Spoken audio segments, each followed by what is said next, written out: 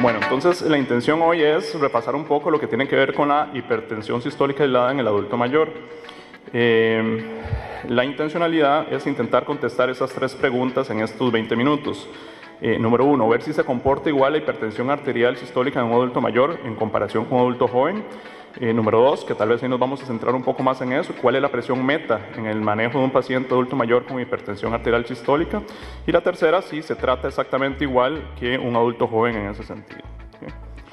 Entonces la primera pregunta es si se comporta igual la hipertensión arterial sistólica en un adulto mayor. Entonces ahí principalmente lo que tenemos que ver es cuál es la relación entre el envejecimiento y la hipertensión, si uno u otro, cuál afecta entre un lado y hacia el otro los cambios que nosotros sabemos que se producen en la parte del adulto mayor. Esto nosotros lo conocemos, ¿verdad? Que como vamos envejeciendo, la incidencia de este tipo de enfermedades va aumentando y ahí no hay excusa, como dice, es linealmente aumentando. Y como vemos en primer lugar la hipertensión. Entonces sabemos que entre más viejos estemos, más incidencia de hipertensión y por lo tanto vamos a tener más influencia en todos los resultados que podemos tener.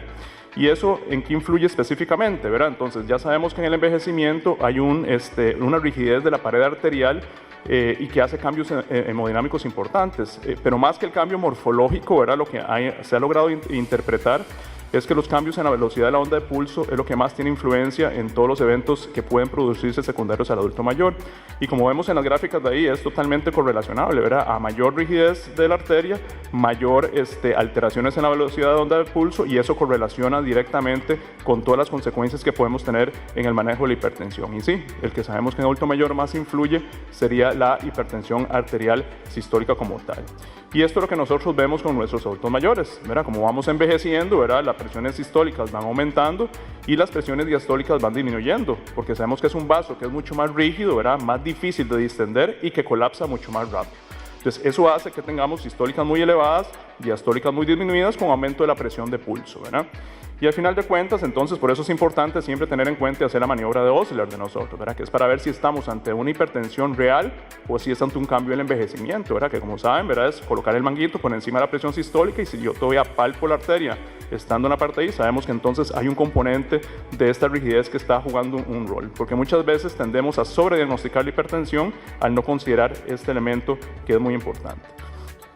¿Qué elementos o biomarcadores podemos tener en cuanto al envejecimiento vascular, verdad? Y vea que tenemos maneras, porque a veces lo pensamos que no lo podemos medir o no lo podemos interpretar.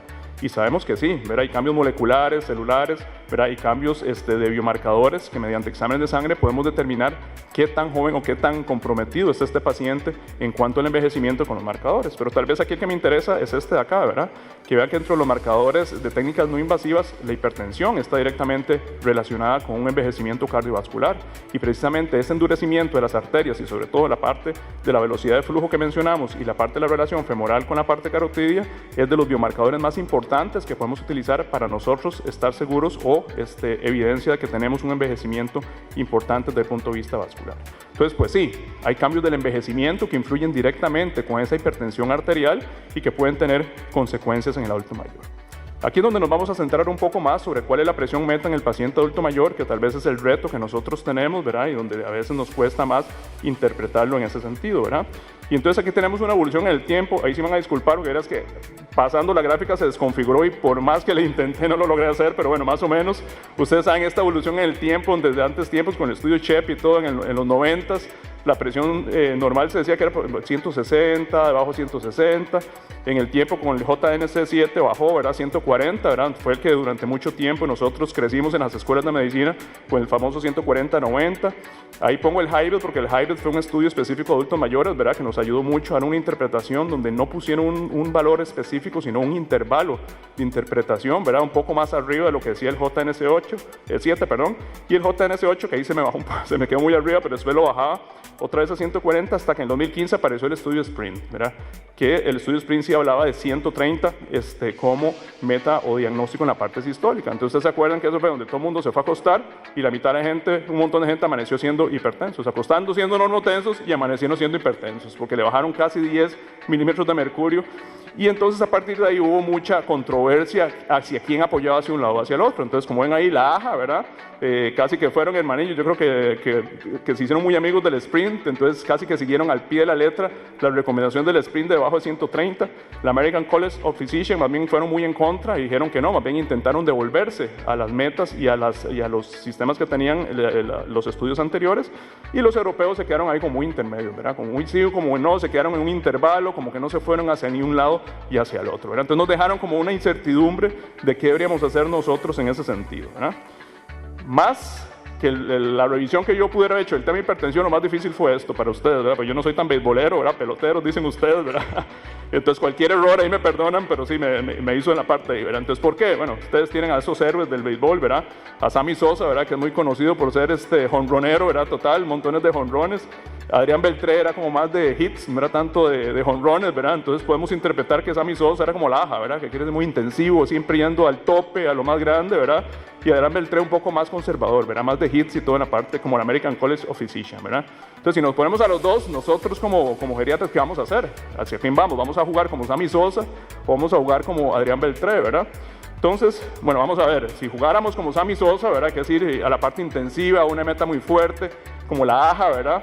¿Qué tenemos de evidencia? Pues bueno, vean que la AJA nos dijo ahí muy claramente, ¿verdad? En la parte de indicación 1A, que está sencillo, como dice, la presión tiene que estar debajo de 130, la sistólica, punto. Ese es donde viene el beneficio, la parte real, y no hay quite en la parte de lo que tenemos que tener ahí. ¿Y por qué ellos nos dicen eso? Porque nos dicen que la parte de la vida del adulto mayor no es solo vivir una cantidad de años, sino que lo que podemos nosotros vivir libre de discapacidad. Porque como sabemos, la funcionalidad es un eje central en la morbimortalidad del adulto mayor, ¿verdad? Y vean entonces las causas que nosotros nos pueden dar desde el punto de vista cardiovascular: discapacidad catastrófica progresiva o sin discapacidad, y vean complicaciones de hipertensión, como ya sabemos, el ABC, todas las que tenemos ahí, y vean que las que están en rojo, como el ABC, la enfermedad cardíaca isquémica y la insuficiencia cardíaca, son de las que más generan discapacidad. Entonces, ¿qué pasa? Si yo logro disminuir la incidencia de estas enfermedades, voy a estar activamente trabajando contra la discapacidad que podemos tener. Ahí tenemos las gráficas, ¿verdad? Entonces es muy claro, ¿verdad? La parte de la evidencia donde vean que entre más alta la presión, hay mayor mayor incidencia en los eventos primarios de infarto del miocardio, enfermedad cerebrovascular, problema cardíaco. Igual en cualquiera de los elementos que utilicemos, entre más presión alta, más vamos a tener incidencia de esas enfermedades, ¿verdad? Y por lo tanto nos obliga a ser intensivos en el control de la presión arterial. Nuevamente el estudio SPRING, que fue el que se basó principalmente la AJA, ¿verdad? Entonces vean que nuevamente en cualquiera de los elementos que tenemos, tanto en mortalidad como en la parte de los eventos primarios que ellos utilizaban, siempre tenía una prioridad o un aumento de beneficio entre el paciente que se le dio un control intensivo contra el paciente que se le dio un control estándar. Nuevamente, tenemos basados también en el estudio SPRING, donde hay una diferencia muy franca, tanto en los pacientes mortalidad total con los primeros outcomes, el paciente intensivo contra el paciente estándar, nuevamente una incidencia mucho mayor en el paciente que se le dio el tratamiento estándar contra el tratamiento que se le dio la parte preventiva. Y como estábamos hablando de la capacidad funcional, estamos hablando sobre la discapacidad de la marcha o la capacidad de la marcha. Entonces nosotros vemos aquí, según la hipertensión sistólica, ahí tenemos los rangos más altos de probabilidad de discapacidad de la marcha y están asociados a los niveles más altos de hipertensión. Entonces por eso ellos hacen la recomendación de tener que ser intensivos en el control de la presión para intentar disminuir este riesgo. Durante mucho tiempo se habló, ¿verdad? Si se trataba igual el paciente frágil al paciente no frágil, se había que hacer algún cambio, y nuevamente ver el estudio SPRINT, ¿verdad? Con lo que ellos pusieron, lo dividieron en el paciente que estaba muy fit, el que estaba menos fit y ya el paciente que ya era frágil, y vean que inclusive comparando al que se le dio tratamiento intensivo contra el tratamiento estándar, donde hay más brecha de beneficios es el paciente frágil, ¿verdad? Entonces como que todavía seguían defendiendo este punto de que tenían que tenerlo. Y nuevamente, ¿verdad? En el control de la velocidad de la marcha, que sabemos que es un parámetro geriátrico para nosotros muy importante, ¿verdad? De relación en la parte funcional, pues también, ¿verdad? En pacientes con velocidad de la marcha conservada, con pacientes de la velocidad de la marcha disminuida, igual la brecha entre intensivo y no intensivo en el paciente con velocidad de la marcha disminuida fue mucho mayor, y entonces tiene un beneficio real en ese sentido, ¿verdad? Si nos vamos a la parte nuevamente del estudio Hybrid, que para salirnos un poco del sprint, ¿verdad? También hablaba de las personas frágiles, y nuevamente, en personas frágiles la relación era muy importante en cuanto a mayor índice de fragilidad, mayor beneficio del tratamiento intensivo que podíamos tener en este paciente. Y lo que se ha dicho siempre es que, bueno, si voy muy intensivo, ¿qué pasa con el efecto secundario? ¿Verdad? La presión baja en la parte ahí. Y nuevamente, vean el estudio Sprint donde nos puso, ¿verdad? Que eventos adversos severos, no hubo una P significativa, ¿verdad? En los resultados con el tratamiento intensivo contra el tratamiento estándar.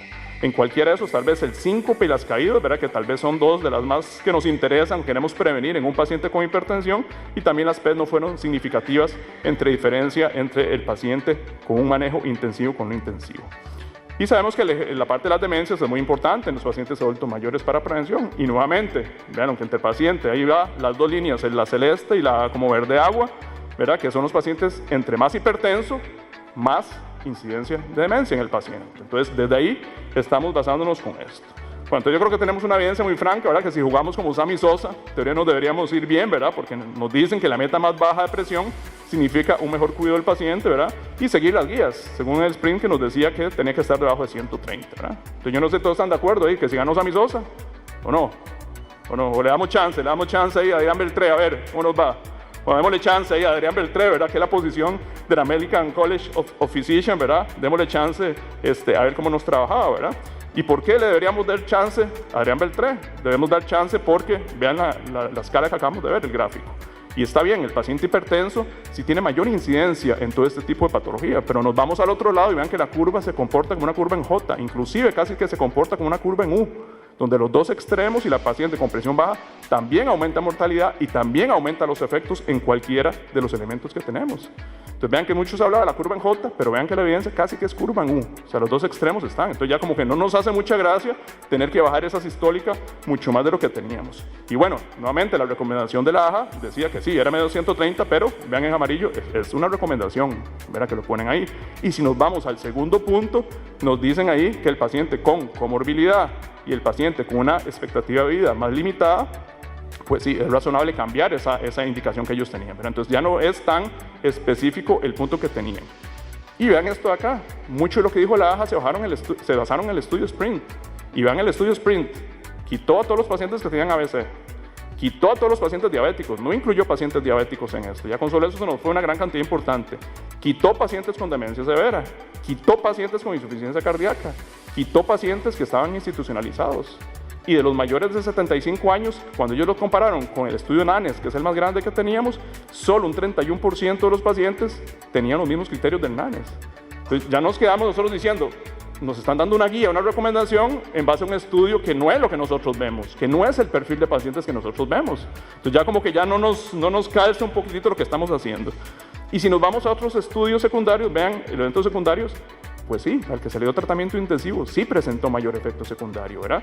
Presentó mayor hipotensión con P significativas, mayor síncope, mayor trastorno hidroelectrolítico con todas las consecuencias que podemos tener y mayor daño renal. Entonces, como que en el estudio sí no lo ponía. Y vean en otro estudio que es muy interesante, porque el paciente que estaba bien en discapacidad o el que ya tenía un poquitito, en caminar un poquitito más lento, pues ahí sí, o sea, si usted tenía la presión alta, aumentaba el ritmo. Pero vean el paciente que ya tenía un problema en la marcha, el que ya no caminaba, y vean la línea como se va hacia la izquierda, completamente ese paciente, más bien el riesgo fue menor entre más hipertenso estaba. Entonces, más bien, ese paciente que tiene un problema en la marcha, ya no nos hacía tanta gracia que la presión estuviera tan baja y más bien le iba mejor con la presión un poco más alta. Y nos vamos al gráfico que iniciamos anteriormente, ¿verdad? Y pues sí, ya lo dijimos, en la parte de arriba, el que está hipertenso era el que hacía mayor problemas de complicaciones en la parte de caminar. Pero vean que eso es a los 36 meses. Y si nos movemos a los 24 meses, vean que prácticamente, más bien el paciente que tenía la presión más baja, estaba casi en el riesgo en segundo lugar aumentado. ¿Cuántos pacientes de nosotros nos da margen 24 meses o 2 años en una meta para poderle llegar? Muchos ni siquiera nos llegan a ese punto para evitar una complicación. Entonces eso hay que tenerlo presente. Y este estudio de Kenneth Broadwood, que es muy importante, pues muy interesante, lo que hicieron fue más bien agarrar el estudio retrospectivo. Los pacientes fallecieron y se fueron para atrás para ver. Y se dieron cuenta que regresando, cuando el paciente ya se estaba acercando a su muerte, tendía a ser presiones mucho más bajas, como una correlación entre presión baja y el riesgo de mortalidad. Entonces como que ya tampoco en ese paciente no nos hacía mucha gracia que tuviera la presión muy baja. Y si hablamos de la demencia, pues sí, también. Ya vimos que la parte de la hipertensión nos aumentaba el riesgo, pero vean la línea de la izquierda, en menores de 74, bueno, ahí sí, paciente que esté hipotenso, ¿verdad? Más bien tenía cierto beneficio, pero vean que en paciente mayor de 75 años, prácticamente el que presenta hipotensión y normotensión, prácticamente brincó a un tercer lugar en el riesgo de demencia. Entonces, nuevamente, está bien, el hipertenso tiene más riesgo de demencia, pero si estoy hipotenso, también me va a dar un riesgo importante de la parte de la demencia como tal. Y ahí no hay quite, porque al final de cuentas esto es cómo se siente el paciente. Y cuando hablamos de todos los parámetros de calidad de vida, el paciente que se le da tratamiento intensivo contra el que no se le da tratamiento intensivo estándar, el paciente se siente en calidad de vida peor al que se le da tratamiento intensivo que al que no se le da tratamiento intensivo, ¿verdad? Entonces, ¿qué? Le dimos chance a ver 3 para ganar ahí, porque al final de cuentas nos dice, ¿la meta más baja de presión significa un mejor cuidado del paciente? No siempre, aunque solo algunas veces. Y si las guías deberían seguirse y llegar a la meta de 130, lo que decimos es que las guías deberían valorar todo el espectro del adulto mayor y que deben ser una recomendación en base a la vida real. Bueno, entonces, ¿quién ganó? ¿Cómo deberíamos jugar nosotros? Y ahora sí nos quedamos como amarrados nosotros de manos, porque vean esto de acá, estamos como viendo lo mismo, solo que de otro lado diferente, ¿verdad? Entonces no sabemos ver hacia dónde movernos en la parte de acá. Bueno, y estamos en la época de los memes, ¿verdad? Entonces vienen los memes, ¿verdad? Que siempre usamos mucho, y eso nos pasa, ¿verdad? Porque nos dice, si tomaba muchos antihipertensivos, ¿qué iba a estar bien hipotenso? Con todas las complicaciones que eso puede tener. Pero pasa también todo lo contrario, al revés. Dice, si tomo menos antihipertensivos, iba a estar bien infartado, va a estar el paciente, ¿verdad? Entonces quedamos con ese intermedio, y entonces, ¿qué debemos hacer? ¿Será que debemos que jugar como Albert Pujols en la parte de ahí? En la parte de ahí, me lo puse ahí era el de menos hipertensivos, bien infartado, ¿verdad? Y deberíamos jugar entonces como Albert Pujols, que ustedes lo conocen, que ya es como más equilibrado, entre jonrones y hits, entonces ya es un pelotero que le llaman ustedes un poco más completo en ese sentido, y seguir las guías europeas. ¿Y por qué deberíamos hacer esto? Porque vean que entonces las guías europeas nos dicen esto, desde el 2003 al 2018 se fueron cambiando y nos pasaron de cifras tensionales muy altas de 160 a un intermedio, como ven ahí, entre 130 y 140, como una recomendación intermedia de presión arterial sistólica de beneficio en este tipo de pacientes. ¿Y por qué? Nuevamente, vean los gráficos que vimos anteriormente. Los extremos nos producen un problema, pero vean que las cifras intermedias es donde tiene la menor incidencia en cualquiera de esos eventos primarios en mortalidad en el sentido con esto. Y si nos vamos a la gráfica del caminar que vimos anteriormente, ¿cuál es el que tiene la cifra más baja de incidencia de riesgo de discapacidad? Pues sí, paciente que está en los rangos de normotensión o ese intermedio que estamos hablando hacia un lado o hacia el otro. Y si nos vamos al de demencias que mencionamos anteriormente, ¿cuál es la línea que está más baja? La línea que está más baja es la de normotensión, el intervalo en el medio, en la parte de ahí, ¿verdad? Entonces, nuevamente, ¿qué nos dice esto? Que no hay un recetario del adulto mayor, ¿verdad? No hay una meta. Lo que tenemos que hacer es individualizar.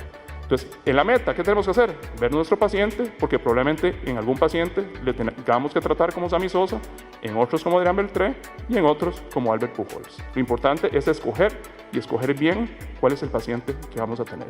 Y toda la información que acabamos de ver son herramientas, ¿verdad? Son herramientas que nos pueden ayudar a nosotros a tomar esa decisión. ¿Se trata igual de hipertensión arterial sistólica en el adulto mayor al adulto joven? Bueno, preguntas con qué. Y las guías lo dicen, prácticamente ustedes saben que siempre se ha dicho lo mismo. Dele lo que usted quiera siempre y cuando le llegue a la meta. Por eso nos centramos a la meta. Al final de cuentas, lo que usted ocupe darle, pero que nos ayude a llegar a la meta. Y siempre nos han dicho que para hipertensión arterial sistólica los que tienen mayor beneficio son las tiazidas y los calcioantagonistas. Pero volvemos a lo mismo, ¿verdad? ¿Qué efecto vamos a tener dependiendo de quién nos dice? Entonces, hay diferentes guías. Ustedes saben, por ejemplo, estas están las guías españolas, ¿verdad? Que dicen que hay que empezar con un tratamiento de combinación doble, un ECA, un ARA2 más un calcio antagonista y un diurético, y si un paso 2, una combinación triple, un paso 3, agregar algún otro tipo de medicamento, y dependiendo del perfil, por ejemplo, agregar un beta bloqueador, ¿verdad? Si ya el paciente tiene insuficiencia cardíaca, angina, etc. Eso es lo que nos dicen los españoles, ¿verdad? Las guías NICE nos dividen entre pacientes debajo de 55 años, pacientes mayores de 55, y nos dicen igual, empezar un ARA2, un IECA o un calcio antagonista. En paso 2, unir cualquiera de esos dos, ¿verdad? Paso 3, agregarle una tiazida, ¿verdad? Y paso 4, agregar cualquiera de las otras opciones que tenemos nosotros en la parte de ahí, ¿verdad? Y entonces, al final de cuentas, si la efectividad anda muy similar y nos dicen eso, al final se resume en esto, el efecto secundario que pueden tener con el paciente. Entonces, muchas veces, más que el fármaco, es el perfil del paciente el que nos va a ayudar y evitar los eventos secundarios. Ya sabemos que los diuréticos, ¿verdad? Bueno, la gota tal vez no lo vemos tanto, pero sí es un evento importante, pero sobre todo el trastorno hidroelectrolítico y el problema metabólico que nos da las tiazidas en el adulto mayor y el problema de hipotensión ortostática que nos producen caídas y síncopes y todo. Entonces, no es un perfil como muy adecuado en el adulto mayor, ¿verdad? El beta bloqueo, ¿verdad? Tenemos pacientes muchos con EPOC, con problemas de constricción pulmonar que no lo limita, ¿verdad? Igual pacientes con bloqueos atrioventriculares que ya no limita el uso del beta bloqueador, ¿verdad?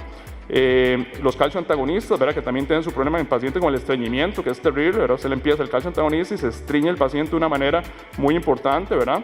Los DIECAS y el ARA2, sabemos que con el trastorno hidroelectrolítico que nos pueden producir con el potasio, ¿verdad? Es uno de los problemas que podemos tener, ¿verdad? Entonces, a final de cuentas, volvemos a lo mismo, ¿verdad? Es el perfil del paciente y lo que tenemos que buscar nosotros es esto, es el fármaco del anillo al dedo, o sea, lo que le funciona a un paciente no le va a funcionar al otro, ¿verdad? Entonces, tenemos que ver todo el espectro de este paciente para tomar la decisión adecuada con nuestro paciente. Entonces, conclusiones, ¿verdad? Pues sí, hay cambios del envejecimiento que tenemos nosotros como el adulto mayor que influye directamente en lo que tiene que ver con el manejo de la hipertensión, que tenemos diferentes guías que nos dicen cuál es la meta, cuál es el tratamiento, pero que al final de cuentas todo se resume en esto, ¿verdad? Individualizar cada uno de nuestros pacientes para darle el mejor tratamiento y escoger la meta adecuada que podemos tener con nuestro paciente adulto mayor.